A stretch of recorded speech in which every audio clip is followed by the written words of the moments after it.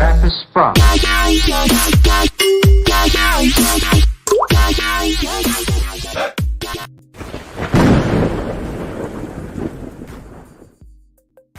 So the Beast Coast, and today we're sitting down with Andrew, good friend of mine. I kind of dropped the ball when we last did an interview, but I was like, hey, got to get you back on so we can get this out. How you doing today? I'm good, brother. How you doing? I'm not doing too bad, man. It's another snowy day here in the wonderful state of Massachusetts. Yeah. How's the weather out there for you, man? You know, I almost feel bad telling you. It's like fucking 85. Woo! Something like that. I can feel the heat coming through the screen. Other than that, Andrew, won't you just give us a little background of who you are and what you're doing, man? Yeah, so, you know, I've been in the cannabis industry for 25 years. Been doing a lot of different aspects, whether it was from cultivating or licensing or, you know, the political end or, you know, merchandise packaging. Kind of went through the whole gamut. Nice. Did a lot of celebrity licensing and branding, launching a bunch of brands out in the cannabis industry, which was a great experience. And then past few years I've been in media, you know, working as a, you know, radio host and having a show, and working with the Haze Radio network, which has like almost 50 different contributors that go in there and give great content to the whole world to listen to, you know? Nice. Yeah, man. Props to that. You know, I've been watching off and on some of the stuff you guys have been doing. You guys are doing some good stuff out there. You guys just finished up a cup, right? Yep, Haze Cup. Yeah, how was that? Haze Olympic Cup. Haze Olympic Cup. Yeah. Man. It was the last day of the Olympics, so it was like a perfect, you know, day to do it. And our you know, winners get a beautiful Haze Secret Cup. Nice. That's nice. By Jerome Baker, JBD, famous old school legend. He has these famous glass blowers in Germany who make the Haze Cups for the first place winners. And yeah, it was a fun event. There was over 1,000 people. There was a wrestling ring with 30 Canna Pro wrestlers. Nice. Like for real guys, like breaking doors on the back and this, like fucking wild. You know what I mean? One guy was like a previous WWE fighter, you know, and there were girls like wailing on each other, jumping off things. I was like, yeah. And we had fire spinners. We had like a farmer's market of compliant brands. We had a cute girl that was naked being like painted, you know, body painted and stuff. Nice. We gave out a chill bong to every 25th person from the chill company, which is really dope. We had 150 judges judging all the different categories that we had. Flower, you know, there's indica, sativa, hybrid, concentrate, there's solventless, and then rosin category, edible category, hemp category, cart category, hash category, used cannabis category, and pre-roll. Nice. Man, that sounds like it was a blast. And when are you guys going to do another one? Usually it's every like 2.5 months. Nice. Yeah. Well, I'll see if I can try to make one out for, you know, in the future. So with that said, let's jump into as far as, you know, how did you jump into this cannabis industry? Oh man, it was over 25 years ago, bro. I just wanted to grow. I had a good friend of mine one time I went to go visit, and this was like I was in my early 20s. I'm almost 50. You know, and one of my boys like go over to his house. He's like, "Oh man, let me show you this thing." Blah blah blah. And has this hydroponic table. What? Shit. Nice. And I still remember this day. It was this strain called the emphysema. We used to call it the Empho. right? Info. And my boy shows me, and he goes, "Oh yeah, do you know fucking our friend blah blah blah? He's doing it too, and this guy's doing it." And I was like, "What?" They're like, "Fucking, let me show you what's up." And then I fucking went to the hydro store. There you go. And beautiful, man. The magic began 5 years later. Nice. It is what it is, you know?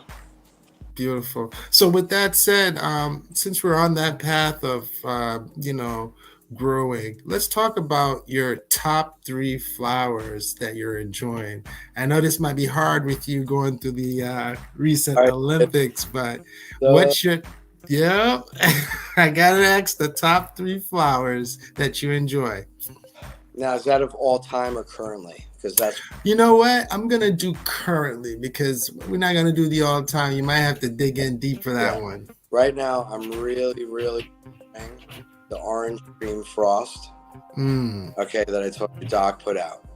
Nice. I'm a huge, huge, huge fan of this famous seed guy named Capulator. Okay. Right?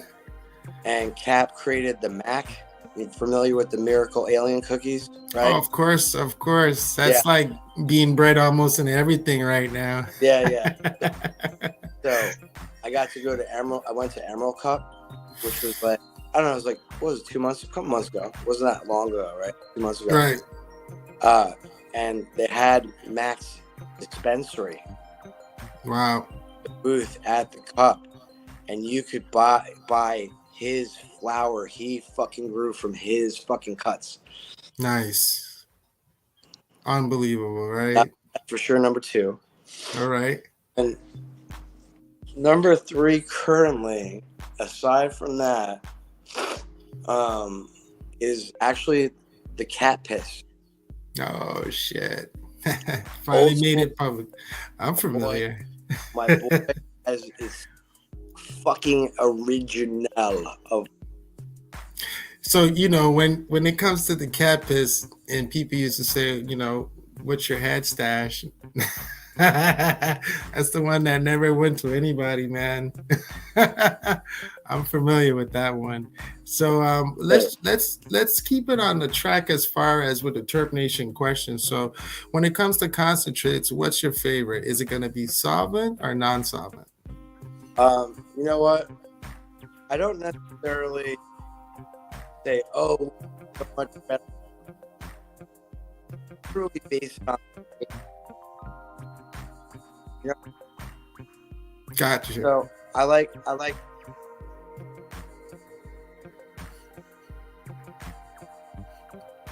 music. A little too much for us? A little bit, just a little bit. Let's see. There we go. All right. So what was that? What was the question? What is non-solvent or solventless? Yeah. So I don't care either way. Fine with either, but I like rosin. Okay. Rosin is solventless, right? It is solventless, so it doesn't have any solvent in it at all. But I don't like say, oh, if it's non-solvent, I don't want to smoke it because Gotcha. Because that process is just as legitimate if it's done right anyway. You know what I mean? And you can't get certain types of extractions by solventless as possible. You know what I mean? If you want shatter, you want certain type of things, you have to use that process. So one to say, oh, because it has a solvent, I'm not going to smoke shatter. Are you fucking kidding me? You know how good that is? And you're an idiot. You know what I'm saying? Especially if it's really good shit.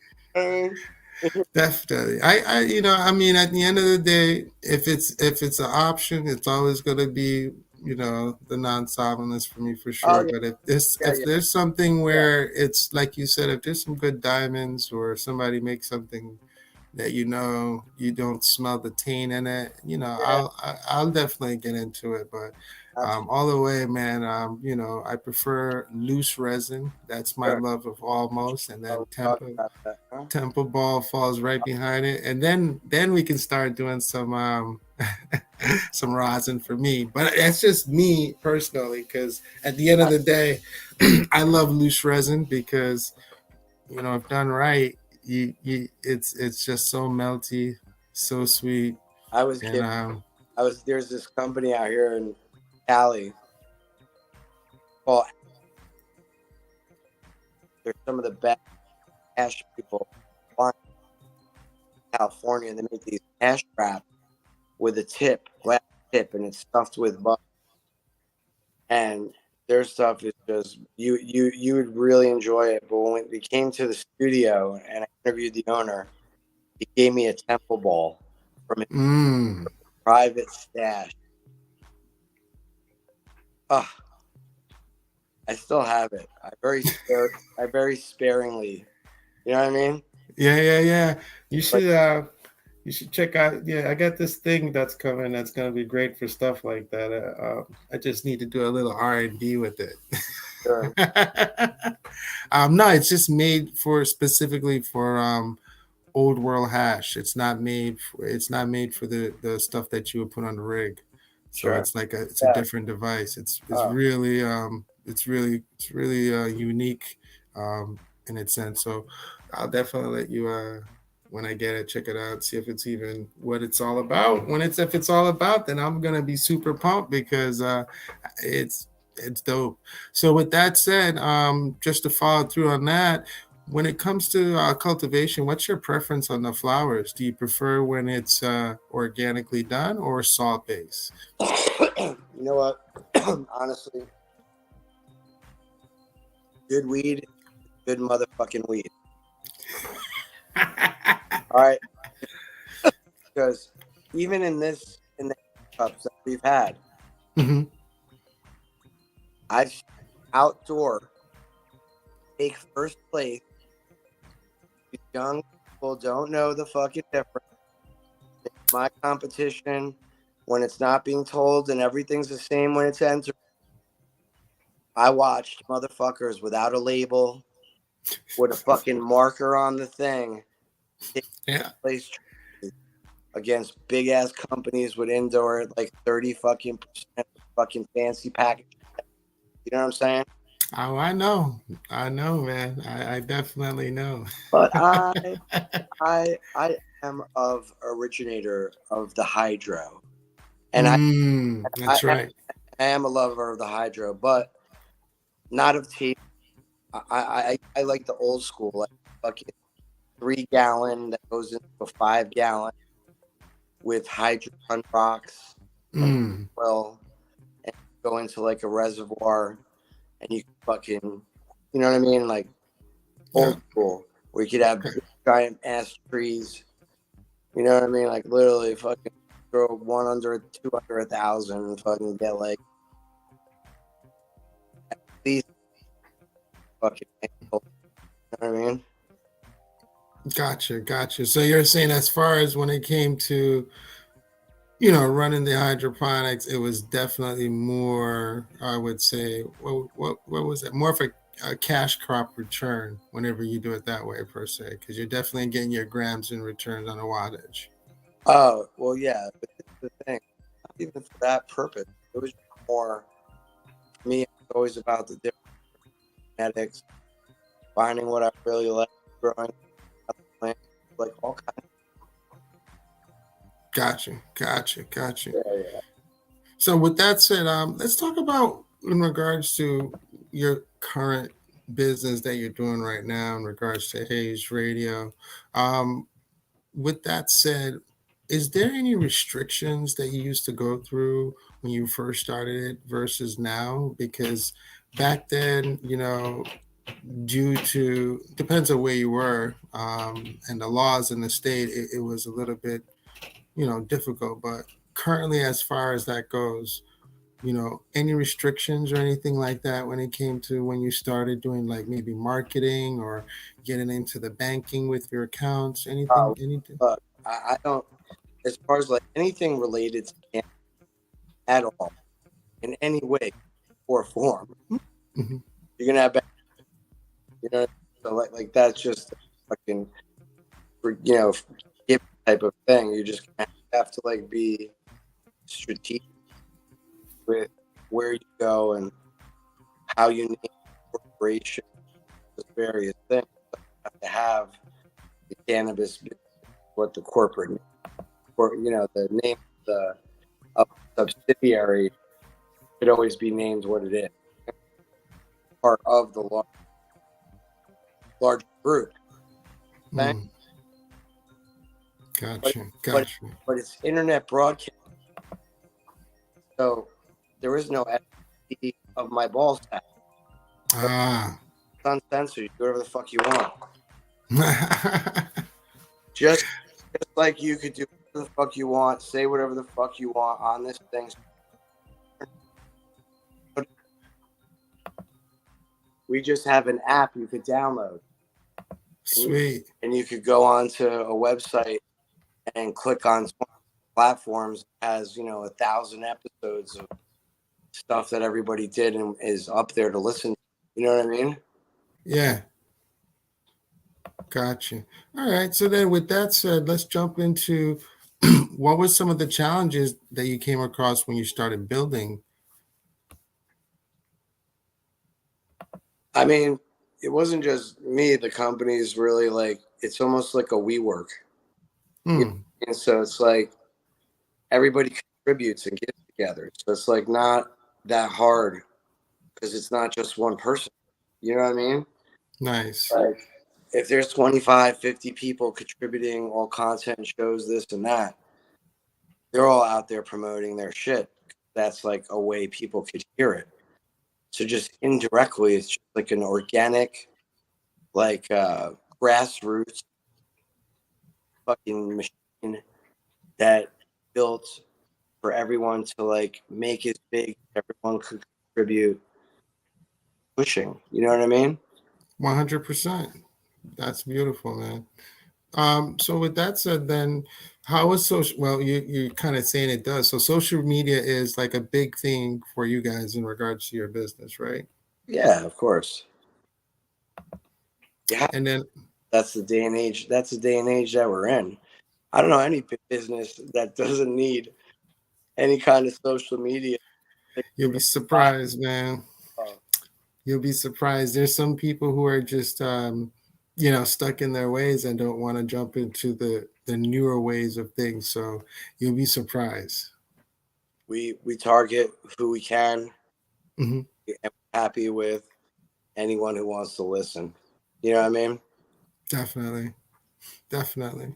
So with that said, how do you guys give back to your community? So we hold, like I said, hold these events. We have awareness. We give a lot of education. We work with social equity brands, lots of it. You know what I'm saying? We help a lot of people rise up and come up. We help a lot of people in different industries and areas. We help employment, fairs, and festivals and exhibitions that we all, there to help promote, do stuff with the community. That's part of everything. You know what I mean? That's beautiful, man. So what I'm gonna do, if you don't mind, I'm just gonna, jump into a little bit some other personal stuff, if you don't mind. So when it came to the pandemic, how did things happen for you guys? Did you guys get a slowdown in business, or was it something where pretty much you were surprised that business sped up more? So it's a tough thing because California literally had like a lockdown for almost like 2 years.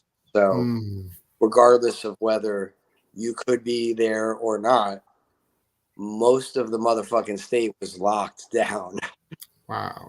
Gotcha. So it was a fucking ghost town. You know what I mean? But on the flip side, okay, physically, it was a ghost town. Gotcha. But everyone's stuck at home.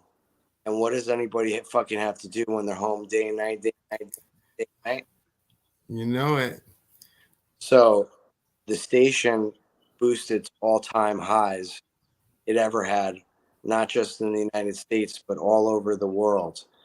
As a matter of fact, It was like, I remember it was like the first, it was like in March of when the lockdown was. It was like a year or 2 years ago. Correct. When the Italians were all stuck in their houses and they were like singing from the balconies and shit like that. Remember that? Yeah, yeah. We had like 200,000 people for a few weeks out of nowhere from Italy. We were listening. We were having all these peaks, and I was like, "What the fuck is this?" And I see, and it's all from Italy. Nice. Fucking wild is that? Well, I mean, they've been going through it still. There's other parts of the world. I believe Australia just is opening back up their doors only in Sydney, but you have to be double vaccinated. So I'm not sure how many people are going to go there if you got to be double vaccinated. But, with that said, what are some resources that have helped you along the way? As far as in cannabis, or no? Yeah, in cannabis. I mean, normal for sure. At all the years, got to give shout out to High Times for the time that they lasted. They kind of now just are dying out to a small in after like 60, 70, 60 years, whatever the fuck it was. But you know, shout out to the shout out to Jack Error, which was my boy. He was a good friend. I loved him. He had massive influence. Eddie Lepp, as crazy as he was, passed away. I know, R.I.P. Eddie, OG. I used to be on Eddie's farm, so I go back that far. You know what I'm saying? So I just you know what it is. It's just I've always had a love of the plant. I was always involved in the glass community for Mm, 25 years. My boys were the ones that started the convention almost 30 fucking years ago. nice. So like I've always just been in it, man. You know what I mean? Like I always loved it. Grown for like 25, 30 years. It, I always thought it was a healing, great thing. I always thought it was just the travesty that reefer madness and all these various things quelled a plant that really could have done a lot for the world. You know what I mean? And these younger generations get to live the benefit of what we most of our life did not get to. You know, 100%. I say that all the time when I'm speaking to people when, we're just talking about how accessible things are now for this generation. And, some people don't even know what hash or old world hash looks like. RIP to Frenchie, that kind of brought that knowledge back out again. And, I'm going to be championing that knowledge. Hopefully we can keep that knowledge going, because there is a benefit, I think, to a more aged hash versus the rosin that's coming out, because it's just more for the market versus the true medicine. What we all loved about hash is the age stuff, a good 5-10 year put away, pull it out, and you're like, what is this? Because it has age, terpenes has change into something else. There's a conversion that happens. It's only magic that happens with time. And right now, the current market doesn't really, go with time, because we're in such a demand right now for it. So it's all good. We're going to get the knowledge out. We're going to get it out. You have to explain that to me. Definitely. So, what I want to do is, this one's a little bit more in-depth question is, it's like a two-part to it. So what's the most important thing you've learned in your life?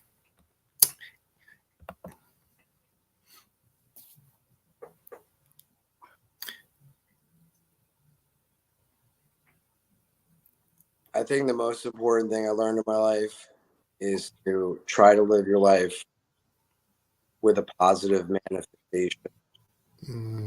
Surround yourself around positive people, and don't let the negativeness and the attractions of negative attraction take down the good flow that you want to have in life. Definitely. I like that. And what was your life before learning that? just a wild life's journey that took a long motherfucking time. I'm at now, and I'm still not even there. No doubt, no doubt. Yeah, man. Go ahead. I'm still not even there yet, man. Well, I mean, that's what life is, right? It's one step at a time. It's always a journey. I mean, we all don't come out the womb walking, so we all have to crawl before we can walk. And that's basically everything, if you want to take it that way, moving forward through life, right? Every new adventure, every new corner you take, you just have to slowly either crawl through it or walk until you feel comfortable in it, man. Absolutely. So, pretty much I think I've asked a pretty good, decent amount of questions, but is there something that if you were sitting over here on my side of the screen, what would you have asked that I didn't ask you? I mean, I think for what you were trying to, get from the conversation about me and stuff, I think you got a lot. And then I know we had that last interview where I know I went through a whole bunch of stuff so I think overall it was good, man. Nice. Yeah, I think what we might do is, I'm going to listen to it and see what we can do to integrate some of it into it. So we'll see. You never know. I might surprise you. Oh, man, for sure. So before I let you go, you want to give us your plugs for your social media if people want to connect? Yeah, if you want to just hit me up, the easiest way is go to at Haze.radio on Instagram and check out. It'll get to me. Nice. Check out HazeRadioNetwork.com. Then you could go on your phone and download the live app. It's just Haze Radio, and it's on Android, Google. Every phone on the planet could download it. Beautiful, man. Appreciate the work that you've been doing. Thank you for being a steward of the plant, and also, thank you. Anything else before we let you go? Nah, man, it was just good talking to you and everything, and I hope you have a great weekend. Same to you, man. You keep warm out there. Don't forget, I have no sponsors yet, but if you can, share, like, comment, subscribe, and we'll see you on the next episode of the Terps of the Beast Coast. Take care, everyone. Later, brother.